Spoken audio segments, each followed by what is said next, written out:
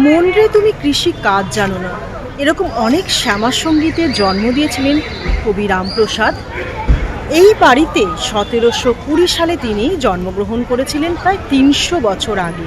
হালি শহরে 1 নম্বর স্টেশনের বাইরে থেকে অটো পাওয়া যায়, 10 টাকা ভাড়া, পৌঁছে যাওয়া যায় মন্দির প্রাঙ্গণে। পুজো দেওয়ার সামগ্রীর প্রচুর দোকান আছে ঠিক তার উল্টো দিকে। এখন এটি রামপ্রসাদের ভিটে নামে পরিচিত। অনেকেই আসেন এখানে পুজো দেন। সকাল 7:30 থেকে দুপুর 12টা, বিকেল 4:30 থেকে 8টা পর্যন্ত কিন্তু খোলা থাকে মন্দির। আপনারা অনায়াসেই পুজো দিতে পারেন। চামুন্ডা এখানে কন্যারূপে পূজিতা হয়। সাধক রামপ্রসাদের জীবনের বাস্তব এবং অলৌকিক ঘটনাগুলি বাংলার ঘরে ঘরে প্রবাদ বাক্যের মতো প্রচারিত। ভালো লাগলো পুরোহিত মশাই প্রত্যেকের নাম গোত্র ধরে পুজো দিচ্ছেন। এখানে কোনো ভিড়ের ঠেলাঠেলি নেই। বাউল ও বৈষ্ণব কীর্তন সুরের সঙ্গে ভারতীয় শাস্ত্রীয় সঙ্গীতের রাগরাগিনীর মিশ্রণে এক নতুন সুরের সৃষ্টি হয়েছিল রামপ্রসাদী সুর। সাধকের ব্যবহৃত জিনিসপত্র আজও আছে মন্দিরে। 60 টাকা দিয়ে কুপন কাটতে হয়, অবশ্যই সকাল 10টার মধ্যে। 1টার পর ভোগারতি শেষ হলে সকলকে কিন্তু প্রসাদ দেয়া হয় পাতায় করে। এরপর গিয়েছিলাম অর্ধ গোলকেশ্বরী মন্দিরে, যেখানে মা কালীর মূর্তি অর্ধেক মাটির নিচে রয়েছে। আর ঠিক এখান দিয়ে গঙ্গা রানী রাসমণির সময় প্রবাহিত হতো, এখন সেখানে চর।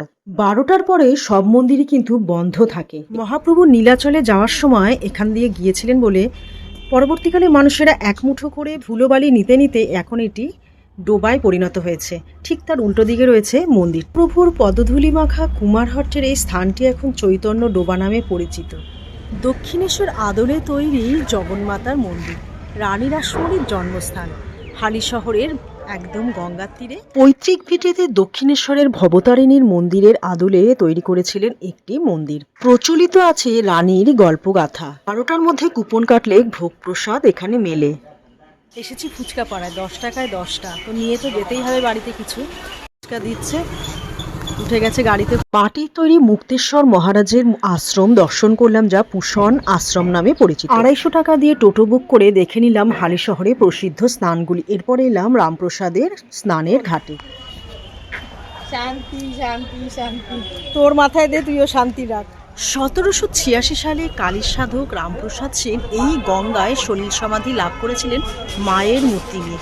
পুরো ভিডিওটা কেমন লাগলো লাইক এবং কমেন্টসের মাধ্যমে জানাবেন। সাবস্ক্রাইব করে আমার পাশে থাকবেন। নমস্কার।